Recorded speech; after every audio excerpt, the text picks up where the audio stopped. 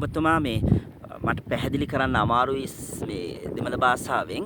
නමුත් අපිට පැහැදිලි කරන්න ඔබගේ දෙමළ භාෂාවෙන් මේ පිළිබඳව තියෙන කාබනික පොහොරව තියෙන විශේෂත්වය ඔබ දැන් ඉන්න ප්‍රදේශය පළාත හරි ඔබගේ ගම හෝ නැත්නම් ඔබගේ නම හෝ සංකහස් කරලා මේක ඉදිරිපත් කරොත් ගොඩක් වැදගත් වෙනවා මේ අපි කාටත් රටටම දැන ගැනීම පිණිස කාබනික පොහොරව තියෙන ගෞරවය.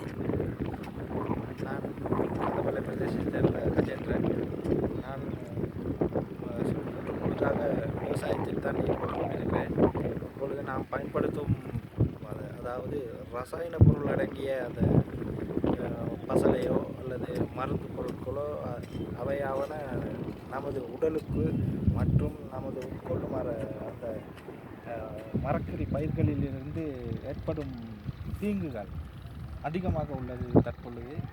அதனால் இப்பொழுது எங்களை நாடி வந்திருக்கும் அதாவது ரசாயன இது இல்லாத ஆர்கானிக், அதாவது செயற்கை, அது நமது அந்த ஃபேமிலி ஃபார்ம் என்கிற அந்த பசலை, விஷம் இல்லாத உரம், விஷம் இல்லாத மருந்து வகைகள் இவையை பயன்படுத்தி நமது விவசாயத்தை மேலும் வளர்த்து செல்வதற்கு இந்த வகை அந்த பசலைகள் நமக்கு பெரும் உதவியாக இருக்கும்.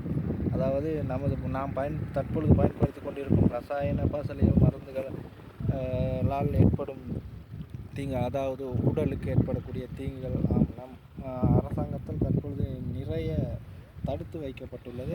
அது இருக்க நாம் தற்பொழுது பாவிக்கும் அந்த பொருட்களும் நமக்கு தீங்கையே விளைவித்து கொண்டிருக்கிறது. அந்த பூச்சி நாசினிகள், பசலைகள் அவை நமது மண் வளமாக்கிகளை சேதப்படுத்தி கொண்டிருக்கிறது.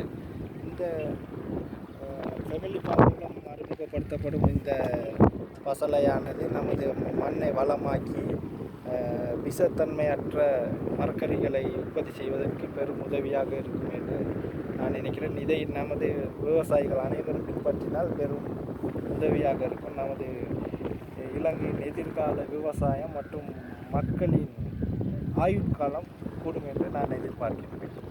ஸ்துதி.